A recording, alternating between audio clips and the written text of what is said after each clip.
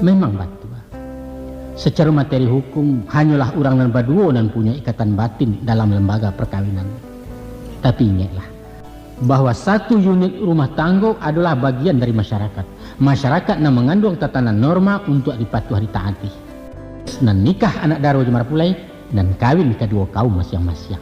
Dek, sebab karena itu nak, sebagai seorang istri, sebagai menantu anda murang, awak memikul beban moral dalam membina jema mupuak cara barukun di pabisan.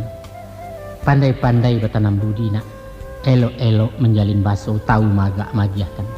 Jo pembayan dan bertandiang, jo ipa-ipa usah ceke talabiah mitu wawak sendiri. Kok suami membela ranggaiknya, mau ruh sanak kemanakan ataupun urusan di kaumnya, usah membudek lima upek angelah tadah dari cangkia. Jangan nak.